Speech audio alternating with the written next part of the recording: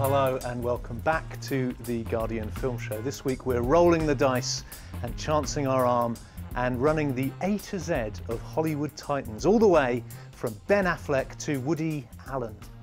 It's a A-list in every sense. It's the Guardian Film Show. Coming up on this week's show, Justin Timberlake and Ben Affleck make a killing in the gambling caper Runner Runner. And Hugh Jackman and Jake Gyllenhaal walk the line in the torrid crime saga Prisoners. But we begin on a rather less macho note with Blue Jasmine, Woody Allen's drama about the financial crash, class divisions and the kindness of strangers. This stars Cate Blanchett as a fragile socialite who faces an uncertain future at the home of her estranged adoptive sister. The Guardian's Catherine Shoard went down to pay the actor a call, which just goes to show it never rains, but it pours. No, I have never been to San Francisco. I'll be staying with my sister. Jasmine! Oh my God. Look at you. Your place is homey. Oh, the flight was bumpy. The food was awful. I mean, you'd think first class. I thought you were tapped out. I'm dead broke. Really, I mean, the government took everything. As a species, we're often more engaged in fantasy than we are in reality.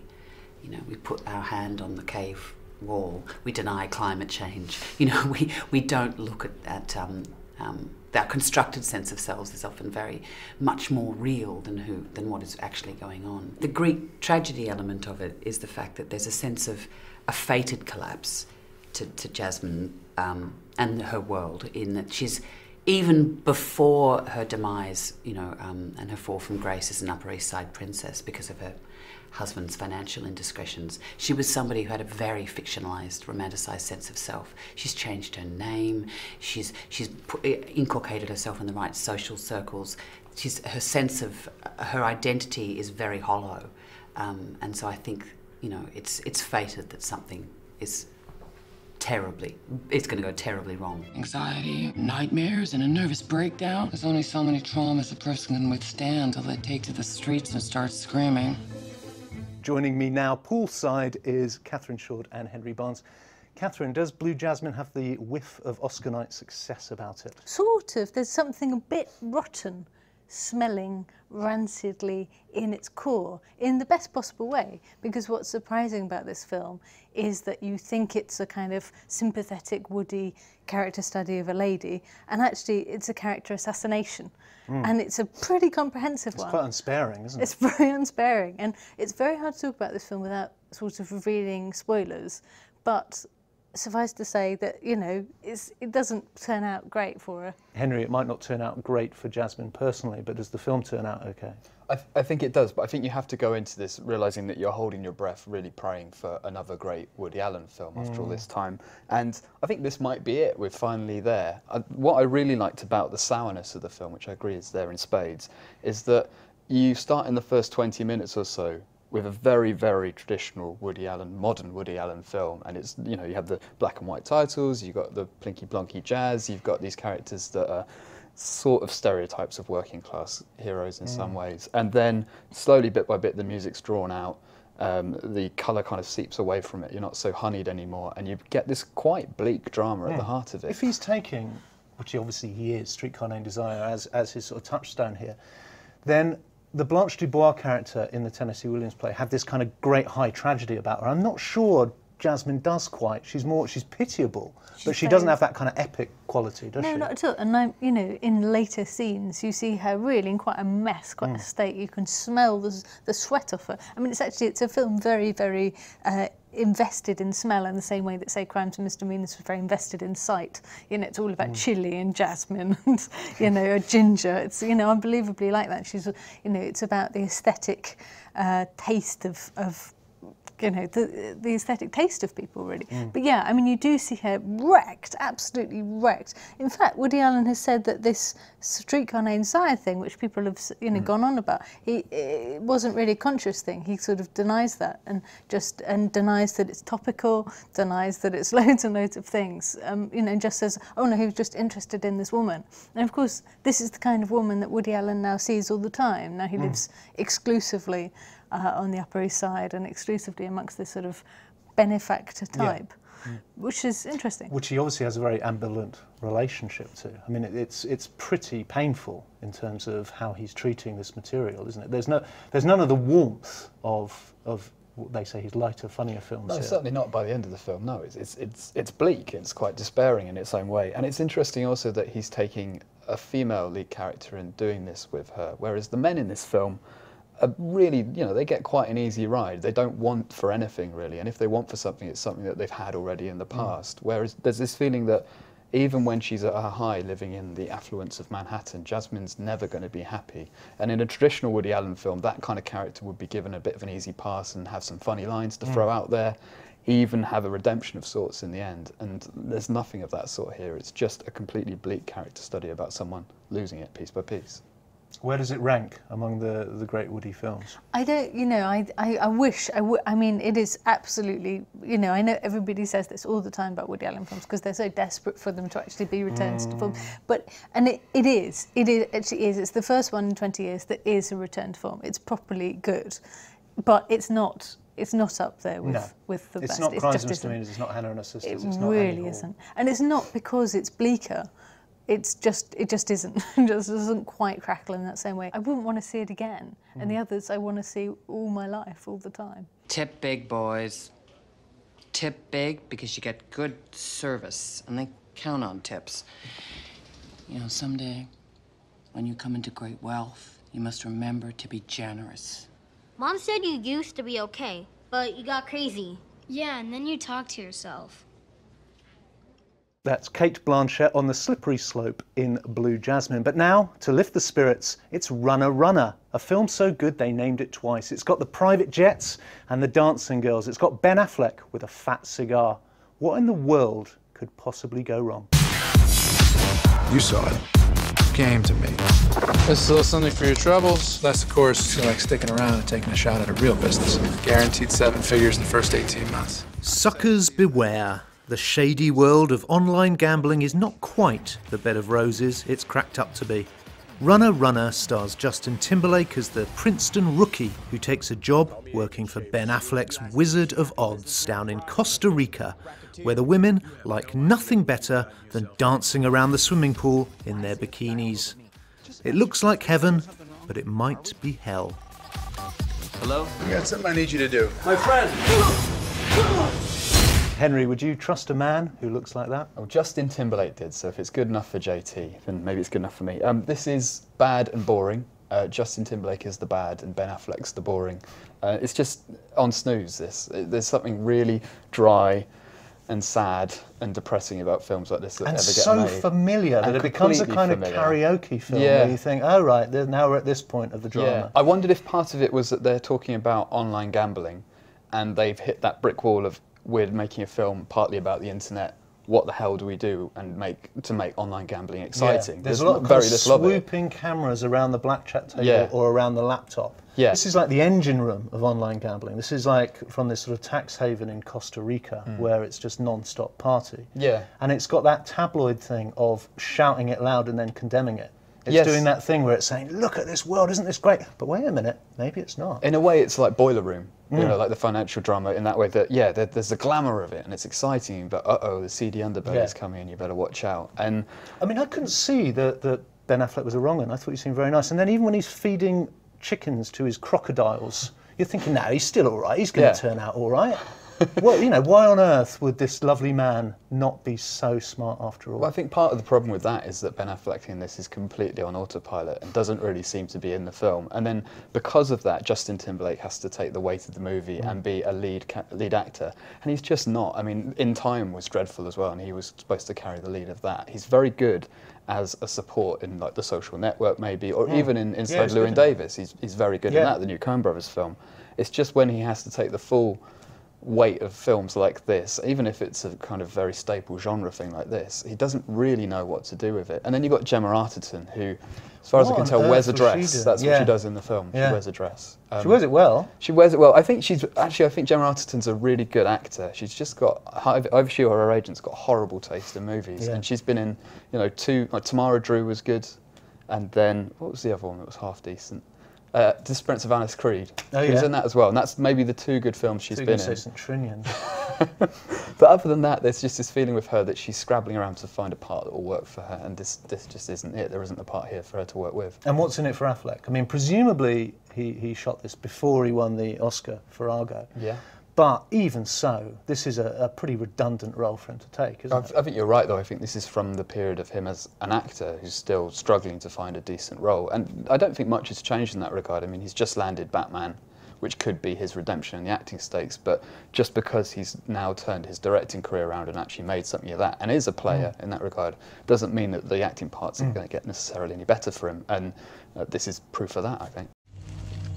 Richie, how you doing, bud?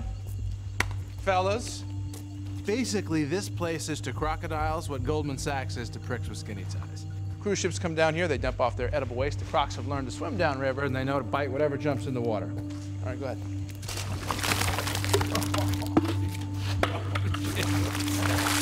All right, ready? Christ, Ivan! How's that feel? Is that any good? Hey! Do something! Are you all right, Richie? Nobody wins in Runner Runner. And now just time for one more feature presentation. Slamming the door on this week's show, it's Prisoners, in which the town is small, the crime is big, and the American man is in all kinds of crisis. And Henry Barnes went down to meet the film's star, Hugh Jackman. Wear a hat, please. You're just getting over a cold. Where are sisters? I can't find them. Anna? Joy? I checked the entire house. They're not here. Dad, there was this RV, and they were playing on it. We thought there was someone inside. You wait here. Let me go! I couldn't find them! 911. Detective Loki. Do you have children, detective? I'm going to find your daughters. There is a kind of blind optimism that I have and many have that the government or everything's going to be fine. And actually, even in recent history, look at Hurricane Katrina, I mean, there's many examples where people are let down by the system, and why wouldn't we be more prepared? I think it's really interesting how the film, in many ways, thematically is dealing with the individual versus the institutional, you know, the cop versus the father who's just acting on his own. The truth of the matter is you need a balance of the two. Getting that balance right is very, very difficult and very frustrating. We've all been on the wrong end of bureaucracy, you know. But without it, also, it would be the Wild West, which is not necessarily the greatest place to be. Alex! Back. Let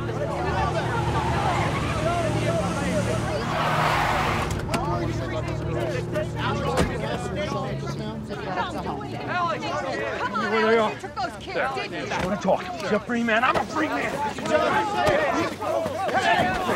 Hey! Tell me what you did with him! Tell me! They didn't cry until I left them. What did you say? Have you ever taken the law into your own hands?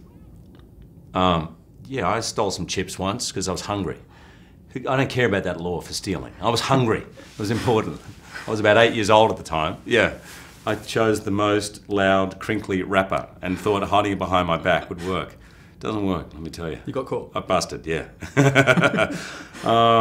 And I was sweating and crying while I took it. It was pathetic. Catherine, are you a fan of these kind of chilly, angsty dramas?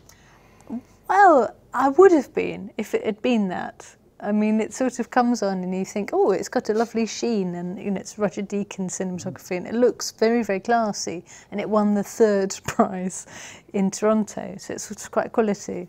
And it's got all the sort of hallmarks quality, but sort of slowly, as all the people come on and do their thing, you sort of think, oh my God, it's really quite bad, you know, and they're all overacting like crazy. I mean, Jake Gyllenhaal does this blinking thing the whole time, and Paul Dano does this kind of part that you think he'd have done if his career had gone really wrong. And Terence Howard's not good. And there's that scene where Paul Dano, who's convicted, who's suspected of having abducted these 2 lovely little girls on Thanksgiving Day, goes for a walk, and he's singing the song that they were singing as they were abducted, or earlier that day. Is it the Ace of Spades? and he's taking the dog for a walk, and he just lifts the dog up by its kind of hanging it, just like that. It's just full of sort of moments like that. They're just so sort of shockingly broad. You can't believe what's going on. You just go, I sat there open mouth. And yet it's got rave reviews. It's top of the US box office. It seems to have got the kind of the double whammy of critical and commercial success behind it. Yeah, I think on the critical side, I think if you have someone like Roger Deakins working on it, he's going to make something preposterous look handsome. And it's always going to look great. Like the weather in this is amazing. Like it's just sheet rain, freezing cold, and it has an effect on the characters. It plays a character in itself, and that is shot in a way that you're totally convinced that you're in the environment. And that somehow leads you into what I think audiences have responded to, which is this really crappy tabloid fear story of what's the worst thing that can happen to you? Oh, your daughter can get abducted and you have no idea what's happening to her. And it's really kind of hokey. Isn't there some sort of gestures towards social realism and the contemporary state of America today? There's kind of slight references to the war on terror and the sort of the fate of the small town. Does that sit well with the drama, or does that just feel kind of cheap adornment? Didn't pick up on that much, to be honest. Well, there's a lot of paranoia in it. Like the lead character has a bomb shelter, and he's one of these preppers, so he's got everything ready for the end of the world. He's a man that thinks the worst is always going to happen to him. So there's partly that, but again, I think they're kind of aiming for the stands in that way. They're saying, you know, this is for you, Mr. America, Mr. Middle America, go for it and run with this story and feel it. And there's absolutely no reason why you shouldn't make films like that, but it just feels kind of cynically done in this film, I think. Because Take Shelter was about that, and that was a fine film. Yeah, I mean, there's plenty of examples of films that are great for Middle America and for the modern angst about the family falling apart at the seams. But this one just does it so bluntly and so plainly. Isn't it good, though, to see Hugh Jackman at least trying a properly dramatic role after the ridiculous Les Miserables and Wolverine and all that gumph? He is, and he does redeem himself. I like Hugh Jackman. You know, he's impossible to dislike, isn't he? I mean, he comes across so well in interviews, and he's obviously a lovely bloke. And this, you know, he's great, and you couldn't not feel sympathy. Again, that loads the balance of the film quite dramatically. But yeah, I mean, I guess so. I'd like to see him do something a bit more challenging, honestly. I mean, it's not a terrible film, this. It's not terrible. I just, coming off the back of all the buzz and going in kind of, you're thinking, my God, this is so classy. And then it's just a bit shocking how it's actually got a heart of trash. Yeah, and a lot of the buzz about it is this is a film about grey areas. There's no heroes, there's no villains. You know, it's a classic 70s film in that regard. But if you really have to come out in your press notes and in publicity and say, this is a film about grey areas, then you've already separated out the greys, exactly. So, yeah, I mean, it's not a bad film at all. It's an interesting thriller, but it really does screw it up by the end of it. Well, maybe he wasn't on his own. How could he drive an RV if he has an IQ of a 10-year-old? Hey, we're considering all possibilities. I don't think you are considering all possibilities. I hear what you're saying. No, sir, listen to me. Just shut up for a second. This is what I'm going to need you to do for me. I need you to calm down, Mr. Dover. I understand this is an incredibly hard time, but I have every uniformed police officer in this state looking for Anna. I don't understand what any of this means. They said he ran. They said he tried to get away. I don't understand why he would try to run away. I hear what you're saying. I'm not crossing anybody off my list. Just let me do my job. Hugh Jackman and Jake Gyllenhaal bouncing off the walls in Prisoners. And that's it. Our sentence is complete. My thanks to cellmates Catherine Shoard and Henry Barnes for holding my hand and getting me through it. It got a little nasty in there for a while, but now the Three Musketeers are finally free. The bad news, of course, is that we're repeat offenders. We're back, same place, next week.